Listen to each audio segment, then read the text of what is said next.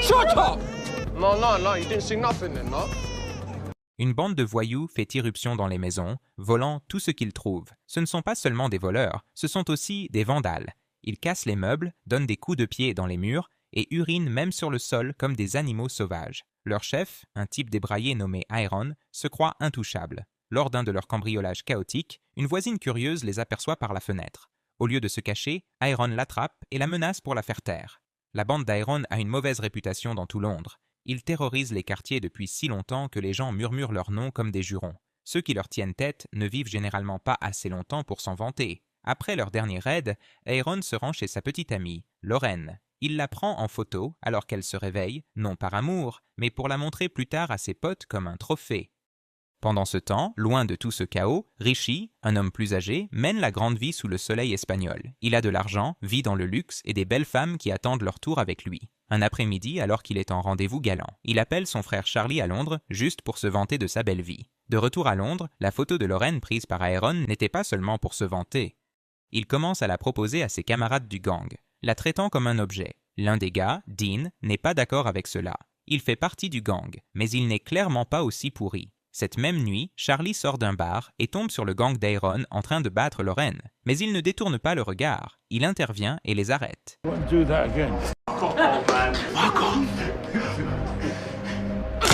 Il assomme l'un d'entre eux et réprimande le groupe en leur disant qu'ils ne sont pas de vrais gangsters. Furieux d'avoir été sermonné, Aaron ordonne à ses hommes d'attaquer. Il tabasse Charlie sauvagement tandis qu'un d'entre eux filme la scène avec son téléphone, se moquant de lui alors qu'il saigne. Lorraine en profite pour s'enfuir. Charlie, battu et souffrant d'une hémorragie interne, s'effondre et meurt peu de temps après. Plus tard dans la nuit, Lizzie passe par hasard dans la même ruelle. Elle aperçoit le gang d'Aaron qui s'en va, puis trouve le corps de Charlie.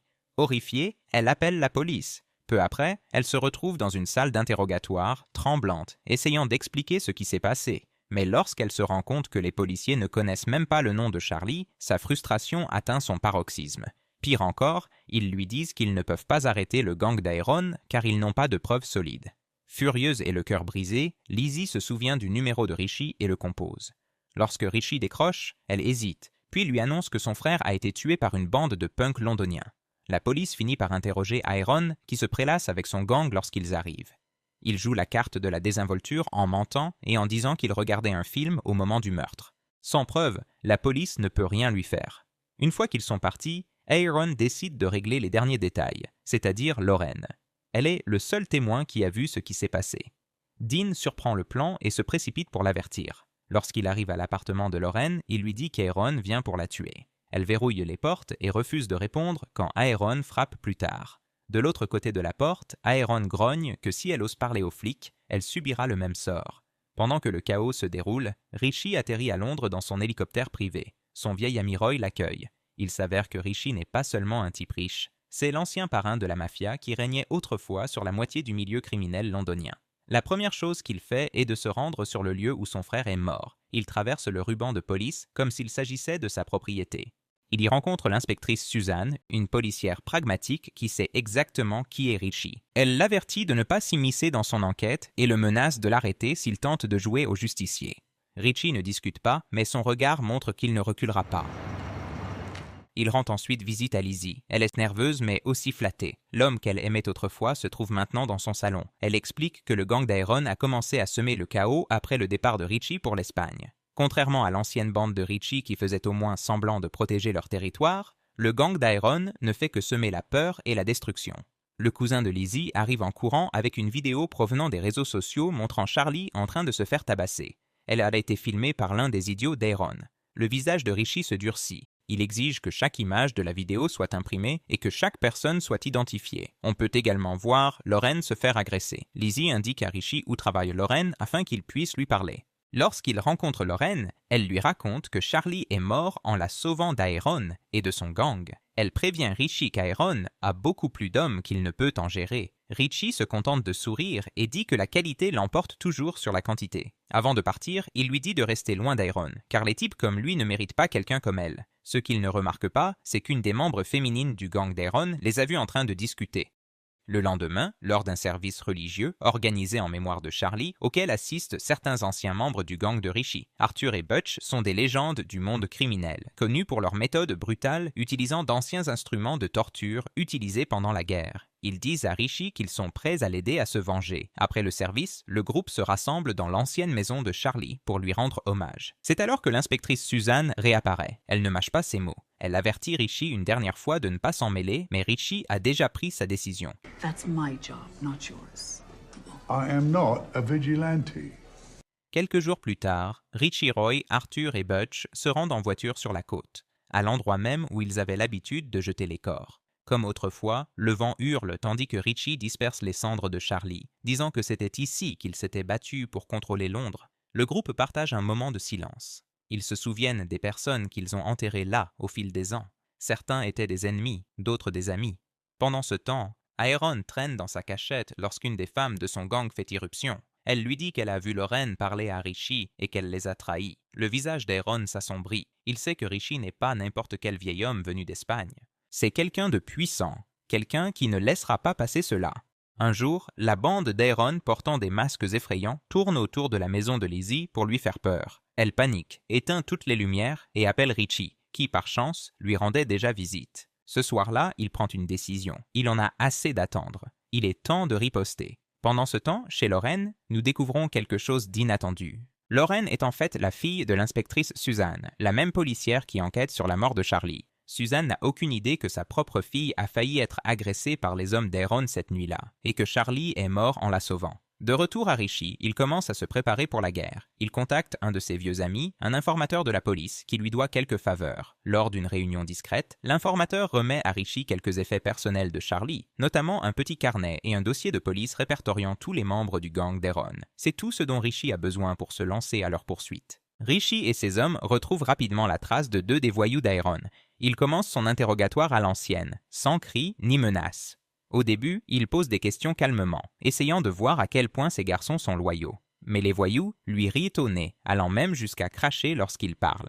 Il pense que Richie est trop vieux pour être dangereux. Mais cela change rapidement lorsqu'Arthur, celui qu'ils appellent le boucher, sort une table remplie d'instruments de torture rouillés qui semblent tout droit sortis d'un musée. Les gangsters pâlissent. Ils réalisent que ce ne sont plus que des paroles en l'air. Alors qu'Arthur s'occupe de l'un d'entre eux, il explique aux garçons que Charlie n'était pas n'importe qui, mais un gangster de la vieille école qui avait autrefois gagné le respect de tout Londres et que le tuer était une erreur. Arthur dit qu'ils le regretteront bientôt. Quand l'un des hommes d'Aaron voit son pote mourir juste devant lui, il craque et accepte de parler, mais seulement s'il le laisse partir avant qu'il ait fini sa phrase. Richie lève calmement son fusil et tire sans ciller. Il n'a pas besoin de promesses, il a besoin de justice.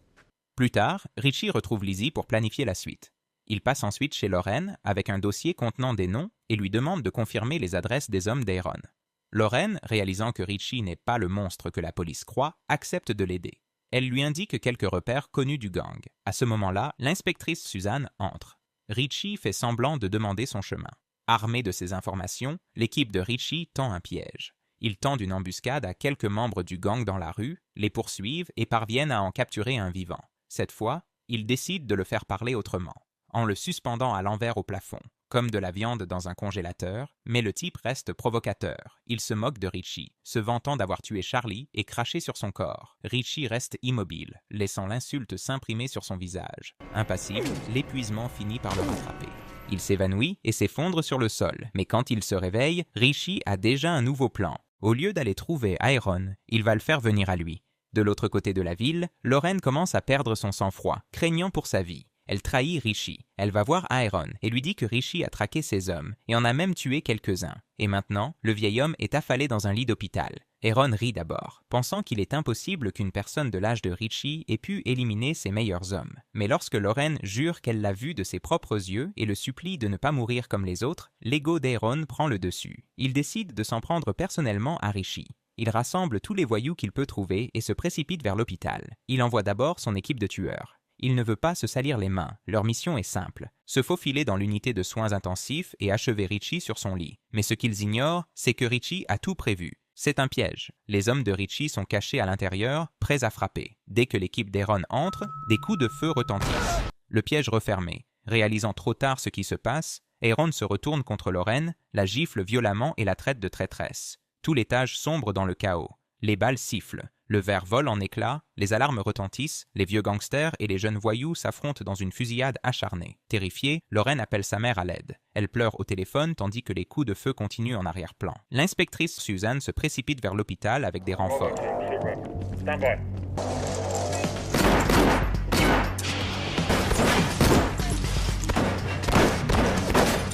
We finish this today.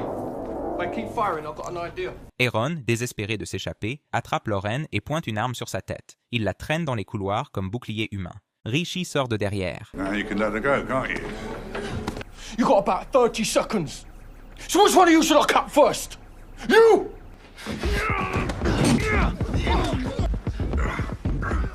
Shoot the little cunt! Oh, fuck it. All right, this one's for me.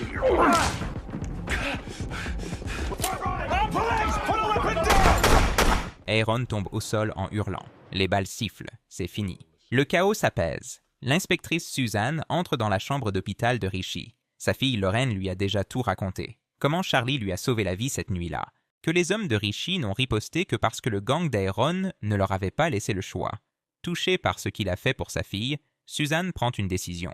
Elle témoignera que Richie et son équipe ont agi en légitime défense. Et sur ce, la guerre prend fin.